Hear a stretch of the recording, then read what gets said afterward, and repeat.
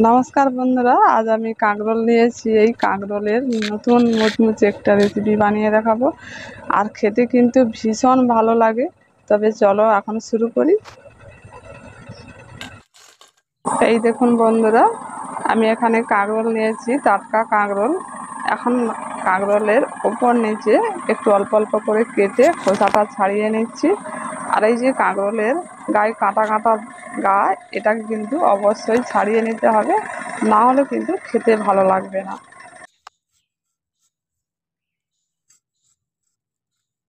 এখন দেখুন বন্ধুরা, গোটা কাঁকরোলটাকে সুন্দরভাবে আমি ছাড়িয়ে নিয়েছি। এবার এটাকে হাফ করে কেটে নিচ্ছি। এই সাইজের করে কেটে নিতে হবে। উপর নিচ একটু কেটে বাদ দিয়ে এই যে কাঁটা কাঁটা গাটাকে পরিষ্কার করে ছাড়িয়ে নিতে হবে। অবশ্যই বন্ধুরা আপনারা কিন্তু ছাড়িয়ে নেবেন। সব কাঁকরোলগুলোকে একইভাবে কেটে নিচ্ছি। দেখুন,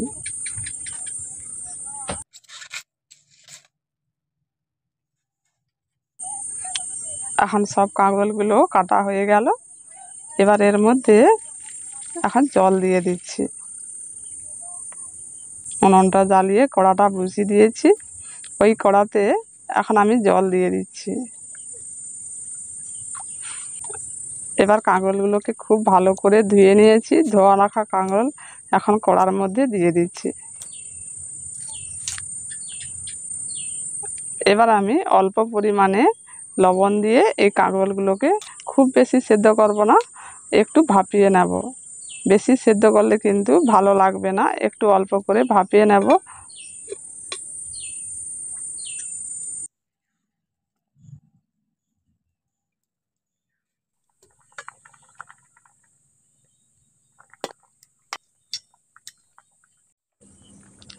দেখুন, কাঁকরোলগুলোকে একটু ভাপিয়ে নেওয়ার পর কাঁকরোলের কালারটা কিন্তু একটু পরিবর্তন হয়ে গেছে।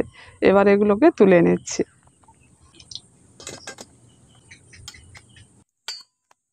এদিকে কাঁকরোলগুলো ঠান্ডা হতে হতে এদিকে আমি একটা ব্যাটার তৈরি করে নিচ্ছি।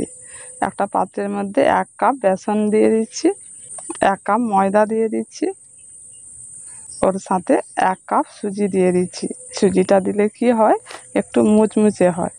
অল্প করে কালো জিরে দিয়ে দিচ্ছি, স্বাদ মতো লবণটা দিয়ে দিচ্ছি। লবণের সাথে সাথে অল্প করে কাশ্মীরি লাল লঙ্কার গুঁড়ো দিয়ে দিচ্ছি, সামান্য একটু হলুদের গুঁড়ো দিয়ে দিচ্ছি। এবার একসঙ্গে ভালো করে এগুলোকে মিশিয়ে নেব।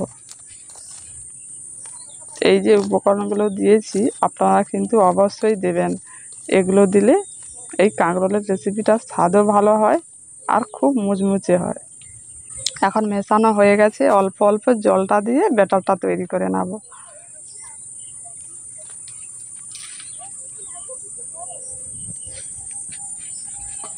এখন দেখুন ব্যাটারটা একটু গাঢ় আছে, আর সুজিটা যখন ফুলবে আরও গাঢ় হয়ে যাবে, তার জন্য অল্প করে একটু জল দিয়ে দিচ্ছি। জলটা দিয়ে একটু পাতলা করে নিচ্ছি।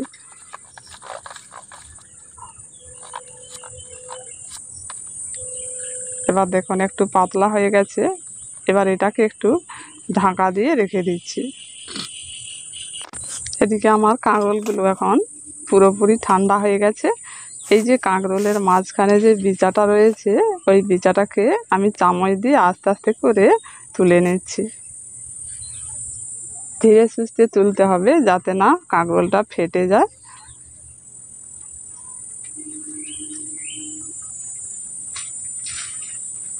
দেখুন, পুরো বিচাটাকে আমি আস্তে আস্তে করে তুলে নিয়েছি।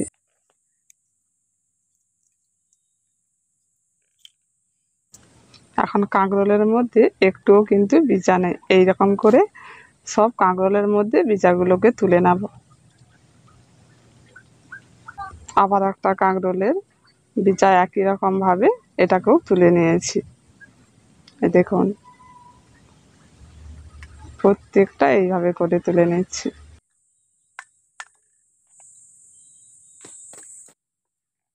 এখন দেখুন বন্ধুরা, কাঁকরোল থেকে পরিষ্কার করে বিচাগুলো তুলে নিয়েছি।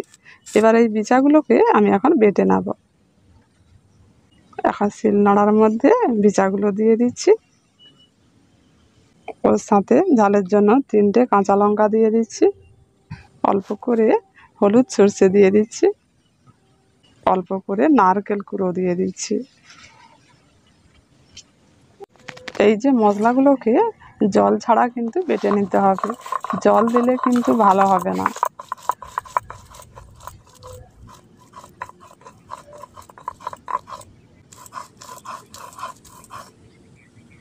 এখন মশলাগুলো বাটা হয়ে গেছে, এবার তুলে নিচ্ছি।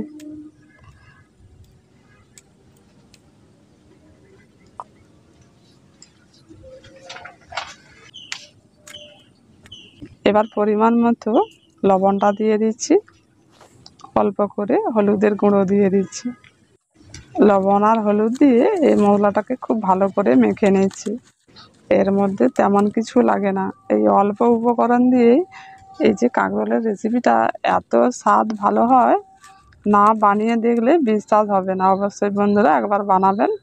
এবার কাঁকরোলের একটা নিয়ে অল্প করে এই মশলাটাকে এইভাবে করে ভরে নিতে হবে, একটু ঠেসে ঠেসে এটাকে ভালো করে ভরে রেখে দিতে হবে। প্রত্যেকটা কাঁকরোলের মধ্যে এইভাবে করে পুরটা ভরে নিচ্ছি। আর বন্ধুরা, এই পুরটাকে যদি আমি জল দিয়ে বাটতাম তাহলে কাঁকরোলের মধ্যে লেগে থাকতো না, তখন কিন্তু গড়িয়ে পড়ে যেত। তাই জল দিয়ে বাটা চলবে না, এমনিই বাটতে হবে। দেখুন কত সুন্দরভাবে লেগে আছে, একটুও কিন্তু পড়ে যায়নি।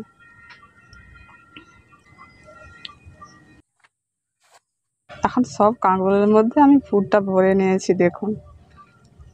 এবার উনুনের উপর কড়াটা বসিয়ে দিয়েছি, এগুলোকে এখন ভেজে নেব। তার জন্য এখন তেলটা দিয়ে দিচ্ছি।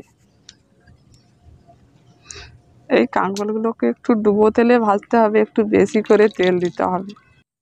এখন বন্ধুরা, এই যে ব্যাটারটা কিছুক্ষণ রেখেছিলাম, এবার এই ব্যাটারটাকে কিছুক্ষণের জন্য ফেটে নিতে হবে।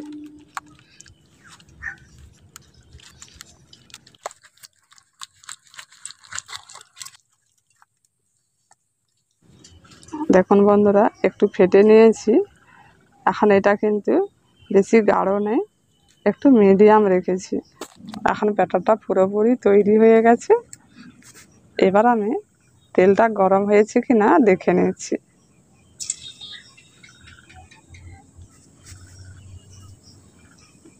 দেখুন এটা কিন্তু পুরোপুরি ভেজে উঠে গেছে, তেলটা এখন পুরোপুরি গরম হয়ে গেছে। এবার আমি এই কাঁকরোলগুলোকে ভেজে নেব। পুর ভরা একটা কাঁকরোল নিয়ে এখন ব্যাটারের মধ্যে ভালো করে ডুবিয়ে মাখিয়ে নিচ্ছি।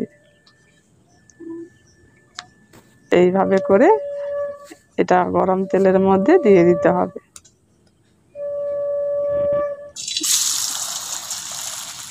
প্রত্যেকটা পুর ভরা কাঁকরোলকে ব্যাটারের মধ্যে দিয়ে গরম তেলের মধ্যে দিয়ে এটাকে খুব ভালো করে ভেজে নেব। এই কাঁকরোলগুলোকে অনেকক্ষণ ধরে কিন্তু ভাজতে হবে, তাহলে মুচমুচে হবে। আর উনুনের আঁচটাকে মিডিয়াম রাখবেন, বেশি জ্বালন দিলে কিন্তু এগুলো পুড়ে যাবে তাড়াতাড়ি, অথচ ভাজা হবে না। আর আস্তে আস্তে জ্বালান দিলে মুচমুচে হবে, তবে কিন্তু পুড়ে যাবে না। উল্টে পাল্টে এগুলোকে খুব ভালো করে ভেজে নিতে হবে।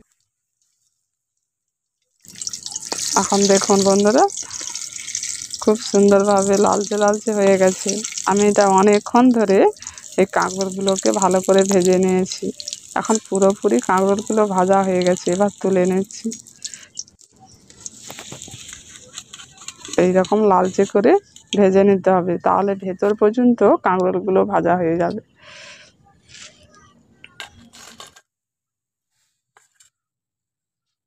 বাকি কাঁকরোলগুলো একই রকমভাবে তেলের মধ্যে দিয়ে ভালো করে ভেজে নেব।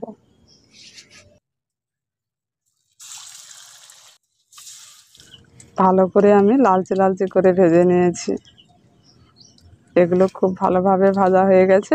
এবার তুলে নিচ্ছি।